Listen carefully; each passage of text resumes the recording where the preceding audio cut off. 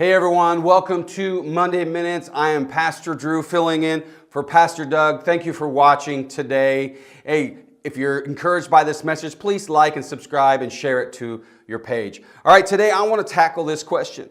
What do you say to someone who feels like they've lost everything? You know, when someone gets hit with a situation that just doesn't make any sense, what do you say when you're that someone?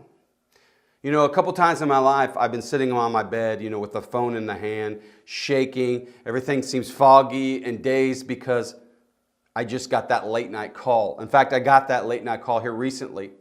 It's that call that starts with, "Hey, are you sitting down?" It's that call that splits your life into two of before and after. Maybe for you, it wasn't a phone call. Maybe it was the doctor walked in and gave you the diagnosis that it was cancer.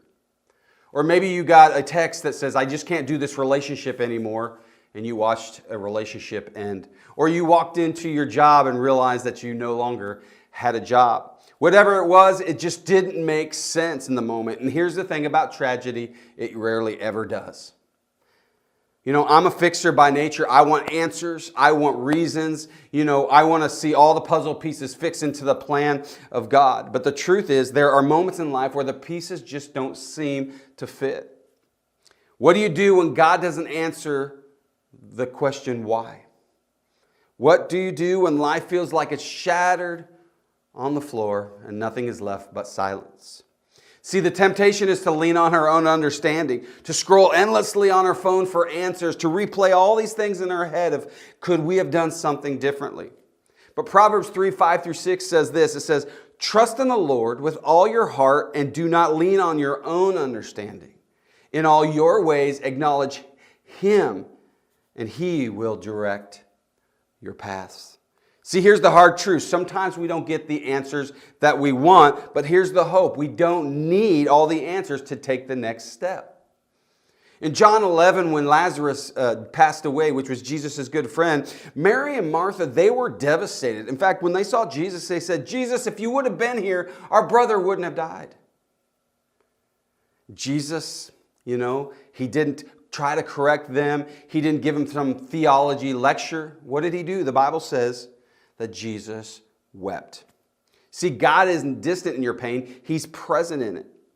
He doesn't always give explanations, but He does give Himself. And sometimes His presence is the only thing that can hold you when nothing else makes sense.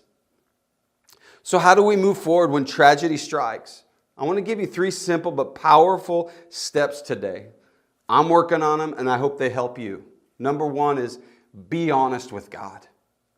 You're allowed to bring your anger, your confusion, your fear, even your doubts. God's big enough to handle those things.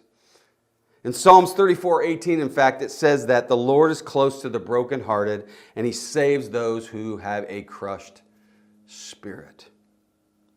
Number 2 is choose trust over understanding. You may not understand the why, but you can trust the who. And just like a child holding a parent's hand in the dark, you don't need to see the path in order to take the next step, because you trust that you know where He's going. So just take the time, even in those questions, to trust the Lord and to follow Him.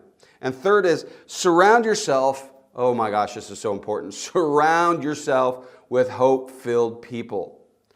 Pain isolates, and it can be one of the most unhealthy things to do is to isolate yourself and get alone. But healing happens in community. Text someone, please call someone. Let them help carry the burden when it feels too heavy. Pray together, sing together, cry together, share stories together, and laugh out snotty laughter together.